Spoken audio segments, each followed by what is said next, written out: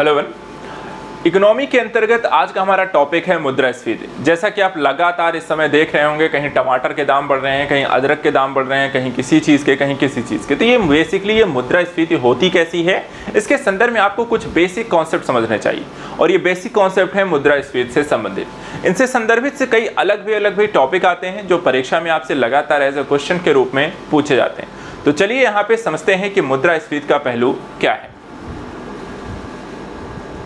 देखिए, मुद्रास्फीति जो होती है ये वस्तुओं और सेवाओं के संदर्भ में कीमतों में वृद्धि, यानी कि जो आपकी क्रय शक्ति होती है उसको दर्शाती है। उसमें कहीं गिरावट हो रही है, कहीं आपको ऊपर जा रहा है, कहीं आपको नीचे जा रहा है। और ये देखा जाए तो इसमें आपको कई तरीके की मुद्रास्फीति हो सकती है। जैसे एक होती है रेंगती हुई मुद्रास्फीति। रेंगती हुई मुद्रास्फीति क्या होती है? जिसको हम कहते हैं क्रीपिंग इन्फ्लेशन। इसका मतलब होता है हल्की या मध्यम मुद्रास्फीति, जहां मूल्य स्तर जो है एक निश्चित अवधि में लगातार कम दर एकल अंकीय मुद्रास्फीति दर पर बढ़ता है। अर्थात कहने का मतलब है कि जब महंगाई दर बढ़ तो रही हो लेकिन बहुत धीरे धीरे, जिसका आपको अंदाजा भी ना चले, जिससे आप बहुत ज़्यादा प्रभावित भी ना हो, और ये लंबे समय तक होने वाली यहाँ पे धीरे धीरे एक वृद्धि होती है जो काफ़ी लंबे टाइम बाद चल जाके समझ में आती है। कि लाइक आपको 10 साल पहले किसी वस्तु का दाम यहाँ पे हो सकता है कि 10 रुपये रहा हो, और वो कह सकते हैं कि ईयरली वाइज वहाँ पे कभी 4 रुपये, कभी 5 रुपये के साल में, कभी 2 रुपये, कभी 1 रुपये बढ़ाते बढ़ाते वो 10-20 साल में वहाँ पे उसे वो 100 रुपये करके ले आते हैं। तो वहाँ पर आपको इससे बहुत इफेक्ट आपको नहीं पड़ता है। दूसरी तरफ होती है कूदती हुई मुद्रास्फीति, जिसमें देखा जाए तो इसे हम कहते हैं गैलोपिंग इन्फ्लेशन। गैलोपिंग इन्फ्लेशन क्या होती है? ये तब होती है जब निम्न मुद्रास्फीति को नियंत्रित नहीं किया जाता है और मुद्रास्फीति जो होती है दोहरे या तिहरे अंक में पहुंच जाती है, जैसे कि 20%, 100% या 200% वार्षिक। अर्थात अचानक से उछाल और वृद्धि का होना। जैसे कि टमाटर के दाम आप देख लिए, अचानक से कम समय में बहुत ज़्यादा यहाँ पे बढ़ गए। हो सकता है यहाँ पर देखा 30 रुपए किलो बिकने वाले टमाटर अचानक से 300 रुपए किलो बिकने लगे। ठीक है, तो यहाँ पर कुछ ही टाइम में अचानक से बहुत ज़्यादा हुई वृद्धि की स्थिति को हम क्या कहेंगे? कूदती हुई मुद्रास्फीति या गैलोपिंग इन्फ्लेशन।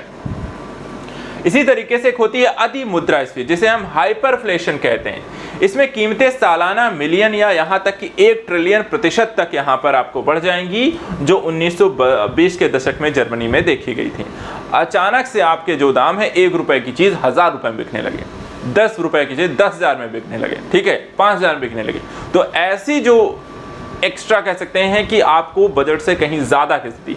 और ये चीज़ें तब होती हैं जैसे कि आपके यहाँ उत्पादन बहुत कम हो रहा हो, युद्ध इत्यादि की स्थिति हो, प्रतिबंध बहुत सारे लगा दिए गए हों, ठीक है। और जब ऐसी स्थिति होती है, जैसे कि जिम्बाब्वे में आप देख सकते हैं, ऐसे ही हाल फिलहाल में कुछ समय पहले स्थिति थी। जर्मनी में हम 1920 की स्थिति में देखते हैं, जहाँ पर आप बोरे कह सकते हैं, एक बड़े बड़े यहाँ पर गट्ठे में आप लेकर रुपए जाते हैं और सामान जो होता है एक थैली में लेकर आते हैं, ठीक है। तो वहाँ पर इस स्थिति को हम कहते हैं हाइपरफ्लेशन की एक स्थिति। इसके बाद आता है एक और टॉपिक जिसको हम कहते हैं स्टैगफ्लेशन। स्टैगफ्लेशन क्या होता है? देखिए, जब मुद्रास्फीति जो होती है बेरोजगारी और आर्थिक स्थिरता, मंदी एक साथ आ जाए, ध्यान रखिएगा, ठीक है।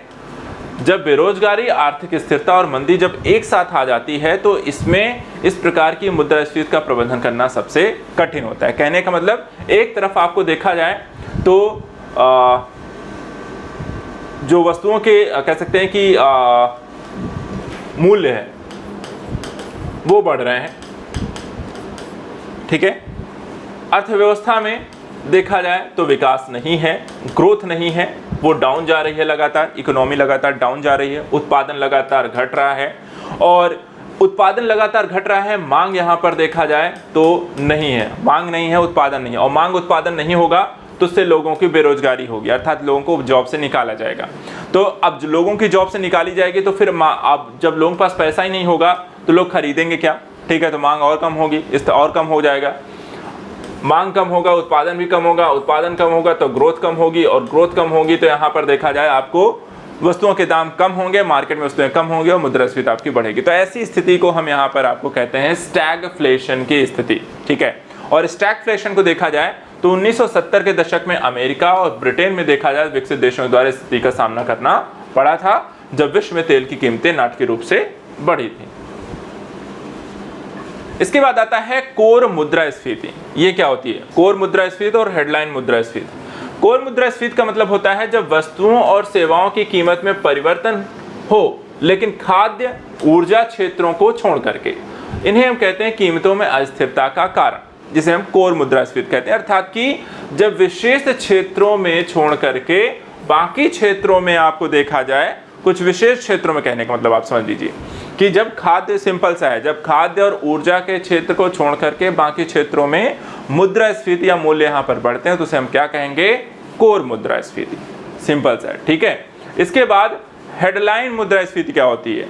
हेडलाइन में देखा जाए तो एक टोकरी, जिस टोकरी में यहाँ पे देखा जाए कुछ यहाँ पे सभी वस्तुओं के मूल्य में परिवर्तन हो, जिसमें खाद्य भी शामिल है और ऊर्जा भी शामिल है, तो अब हम इसे कहेंगे हेडलाइन मुद्रास्फीति। तो हेडलाइन और मुद्रास्फीति और कोर मुद्रास्फीति में क्या डिफरेंस है कि कोर मुद्रास्फीति में खाद्य और ऊर्जा शामिल नहीं होते हैं सभी प्रकार की वस्तुएं सेवाओं में, जबकि यहाँ पे हेडलाइन में देखा जाए तो सभी वस्तुएं के मूल्यों में परिवर्तन, चाहे वो खाद्य भी हो और ऊर्जा भी हो, जब हर एक वस्तु के मूल्यों में परिवर्तन हो तो उसे हम हेडलाइन मुद्रास्फीति कहेंगे।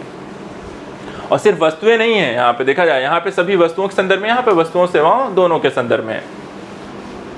चलिए अगला यहाँ पे देखते हैं। अगला आता है यहाँ पे अपस्फीति क्या होती है। ठीक है, अभी तो मुद्रास्फीति हम पढ़ रहे थे, अब यहाँ पे आ गया अपस्फीति क्या होती है। इसे हम मुद्रास्फीति का उल्टा कह सकते हो, प्रतिलोम कह सकते हो। क्यों? क्योंकि इसमें देखिए वस्तुओं और कीमतों में यहाँ पर जो कीमत होती है उसमें निरंतर गिरावट की स्थिति होती है, अर्थात यहाँ पे मूल्य क्या हो रहा होगा? लगातार गिरता है। इसे हम कहते हैं अपस्फीति की स्थिति। जैसे कि वार्षिक मुद्रास्फीति दर 0% से नीचे गिर जाती है और इसके परिणाम स्वरूप मुद्रा के वास्तविक मूल्य में यहाँ पर वृद्धि होती है, जैसे जापान में हमने 1990 के दशक में देखा और इसका सामना यहाँ पर करना पड़ा था। यह मंदी और अवसाद में तब्दील हो सकती है और इसलिए यह मुद्रास्फीति में सबसे अधिक यहाँ पर आपको खतरनाक होती है। तो अगर मूल्य लगातार गिरते रह जाए तो धीरे धीरे अर्थव्यवस्था क्या होती है? मंदी में प्रवेश कर सकती है। तो यहाँ पर मुद्रास्फीति का मतलब होता है मूल्यों का ऊपर जाना, जबकि मुद्रा अपस्फीति का मतलब यहाँ होता है कि आपको इसको नीचे जाना, और अपस्फीति का मतलब होता है कि ये नकारात्मक रूप से पहुंच जाना। तो तीनों ही स्थितियां यहाँ पर आपको इसमें देख सकते हैं। तो एक मूल्यों का बढ़ना मुद्रास्फीति, मूल्यों का घटना अपस्फीति, और मूल्यों का अत्यधिक घट जाना कि मंदी की स्थिति तक आ जाना, ये आपको देखा जाए तो अपस्फीति की स्थिति है। देखिए यहाँ पे अपस्फीति की स्थिति है जहां मुद्रास्फीति की दर कम हो जाती है। ठीक है, इसका तात्पर्य है कीमतें प्रत्येक महीने के साथ धीमी गति से बढ़ रही होती हैं जो मुद्रास्फीति हो रही है। तो एक तरीके से आपको बहुत ज्यादा नहीं बढ़ती हैं, बहुत कम नहीं घटती हैं, एक यहाँ पर धीरे धीरे बढ़ रही होती है और धीरे धीरे घट भी जाती है। तो यहाँ पर देखा जाए तो यहाँ पर कीमतें प्रत्येक महीने के साथ धीमी गति से बढ़ती हैं, बहुत ज्यादा नहीं बढ़ती है। मुद्रास्फीति अचानक से बढ़ जाना, और यहाँ पर धीमी गति से जब बढ़ती रहती हैं तो यहाँ पर अपस्फीति की एक स्थिति आपको इसमें देखने को मिलती है। अब यहाँ पे देखिए अपस्फीति कीमतों में गिरावट है, जबकि अपस्फीति मुद्रास्फीति दर में गिरावट है। दो चीजें हैं, ठीक है। तो अपस्फीति क्या है? पर्टिकुलर किसी कह सकते हैं कि मूल्य, किसी वस्तु के मूल्य में होने वाली गिरावट की स्थिति है, और जबकि अपस्फीति जो होती है मुद्रास्फीति की दर, अर्थात कि ये 4% की दर से बढ़ रही है मुद्रास्फीति इस समय। जैसे कि आपने आरबीआई का एक रूल है कि वो मुद्रास्फीति को नियंत्रित कैसे करती है, तो वहां पे लिखा होता है 2 से 6% के बीच के यहाँ पर दर जो होती है वो उसे लेकर चलते हैं। ठीक है, 4 पे यहाँ पे कॉमन मानते हैं, लेकिन 2 से 4 तक वो घटना बढ़ना स्वीकार करते हैं। तो जो दर है यहाँ पे अपस्फीति में देखा जाए तो मुद्रास्फीति की दर ली जाती है, जो 2%, 4%, 6% के हिसाब से चीजें वहां पे काउंट की जाएंगी, जबकि यहाँ पे अपस्फीति में कीमतें ली जाएंगी कि 100 रुपए में चीजें बिक रही है, 200 में बिक रही है, 300 में बिक रही है। ठीक है, तो ये दोनों चीजों पर एक ध्यान यहाँ पर आपको रखना है। इसके बाद मुद्रास्फीति देखा जाए तो आमतौर पर अस्फीति का ही ये अनुसरण करती है। नीति निर्माता जो होते हैं वो मुद्रास्फीति, जो अधिक सरकारी खर्च को कम कर ब्याज दरें आदि पर यहाँ पर देखा जाए तो एक ज़्यादा यहाँ पर फोकस रहता है, करके आर्थिक गतिविधियों को प्रोत्साहित करने का भी प्रयास करते हैं। तो सरकार का जो काम होता है वो मोस्टली क्या होता है? ज़्यादा खर्च करना मुद्रास्फीति के संदर्भ में, और ब्याज दरों को कम करना, और उससे निपटने का एक प्रयास सरकार के द्वारा किया जाता है। इसके तरफ एक और यहाँ पे है रेस्क्यूफ्लेशन। रेस्क्यूफ्लेशन में देखा जाए इस स्थिति में अर्थव्यवस्था के विभिन्न क्षेत्रों में मुद्रास्फीति की विषमता देखने को मिलती है। ठीक है, मुद्रास्फीति की विषमता देखने को मिलेगी। कुछ क्षेत्रों में देखा जाए तो भारी मुद्रास्फीति की स्थिति हो जाएगी और कुछ क्षेत्रों में देखा मुद्रास्फीति अनुपस्थित देखने को मिलेगी। तो कुछ क्षेत्रों को यहाँ पे अपस्फीति का सामना करना पड़ेगा। तो तीनों ही सिचुएशन हो सकती हैं, कुछ में धीरे धीरे बढ़ रही होगी, कुछ में अचानक से बढ़ जाएगी, कुछ में बहुत धीरे धीरे घट रही होगी। तो यहाँ पर जब ये सारी सिचुएशन आपको अलग अलग क्षेत्रों में किसी में कुछ, किसी में कुछ, किसी में कुछ देखने को मिलती है, तो अर्थव्यवस्था में जब ऐसी स्थिति एक साथ यहाँ पर आपको देखने को मिले तब हम उसे क्या कहेंगे, रेस्क्यूफ्लेशन। ठीक है, सारे यहाँ पे सिस्टम है, इनको ध्यान यहाँ पे रखना है। इसके बाद आता है ग्रीडफ्लेशन। ग्रीडफ्लेशन क्या होता है? इस स्थिति में जो कॉर्पोरेट क्षेत्र के लोग होते हैं, औद्योगिक क्षेत्र जो होते हैं, इसे हम लालच की एक मुद्रास्फीति कहते हैं। जब कंपनियां जो होती हैं लाभ को बढ़ावा देने के लिए यहाँ पर लागत से परे अपनी कीमतें बढ़ाते हैं। अर्थात कि मान लीजिए किसी कंपनी के द्वारा एक कॉस्ट आती है किसी वस्तु को बनाने में, ठीक है, कॉस्ट आती है 10 रुपए और उसे मार्केट में वो आसानी से 12 रुपए में बेच सकते हैं, लेकिन वो चाहते हैं कि नहीं, मुझे कम से कम 4-5 रुपए का फायदा हो जाए, तो वहां पर वो उससे 15 रुपए में, 16 रुपए में बेच रहे हैं। ठीक है, तो जरूरत से ज्यादा वहां पर रेट उसके हाई कर रहे हैं। तो ऐसी जब स्थिति होती है कि लालच की ज्यादा लाभ कमाने के चक्कर में जब किसी वस्तु के मूल्य का जो कॉस्ट लागत है उससे कहीं ज्यादा वो लागत लगा, मतलब कि प्राइस वहां पर लगाकर उसके सेल करते हैं, तो इसे ऐसी स्थिति को हम क्या कहेंगे, ग्रीडफ्लेशन। इसके बाद आता है एक श्रिंकफ्लेशन। ये श्रिंकफ्लेशन क्या होता है? इसे हम कहते हैं छिपी हुई मुद्रास्फीति का इसे रूप कहा जाता है। इसमें अक्सर ग्राहकों को निराशा और असंतोष होती है क्योंकि किसी उत्पाद के स्टिकर मूल्य को बनाए रखते हुए उसके आकार को यहाँ पे कम करने की पद्धति होती है। जैसे कि मान लीजिए आप कोल्ड ड्रिंक जैसी चीजें खरीदते हैं, ठीक है, कोल्ड ड्रिंक की जो एक बोतल है यहाँ पे मान लीजिए 2 लीटर की है, ठीक है, 2 लीटर की है, जो उसे वहां पे मान लीजिए आपको 50 रुपए, 60 रुपए, 70 रुपए में सेल कर रहे हैं। मान लीजिए आगे चल के कंपनी के द्वारा इसे चेंज कर दिया है। चेंज कैसे कर दिया जाए? मूल्य कम नहीं किया गया, मूल्य उतना ही है, 60 ही रुपए है, लेकिन यहाँ पे जो बोतल, यहाँ पर आपको जो 2 लीटर की जो बोतल थी उसे उन्होंने घटाकर कितना कर दिया, 1.75 लीटर का, और मूल्य उतना ही कर दिया गया। मूल्य उतना कितना है? मूल्य आपको 85 रुपए है। तो यहाँ पर जब ऐसी स्थिति यहाँ पर क्रिएट की जाती है तो उसको हम कहते हैं श्रिंकफ्लेशन। ठीक है, चीजों को, मात्रा को कम कर देना, मूल्य को नहीं घटाना।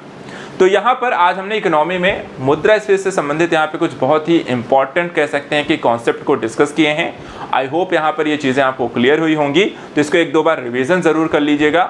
नेक्स्ट वीडियो मिलेंगे कुछ ऐसे और ही इंपॉर्टेंट टॉपिक के साथ जो परीक्षा के लिए यहाँ पे जरूरी है। Thank you so much and good luck.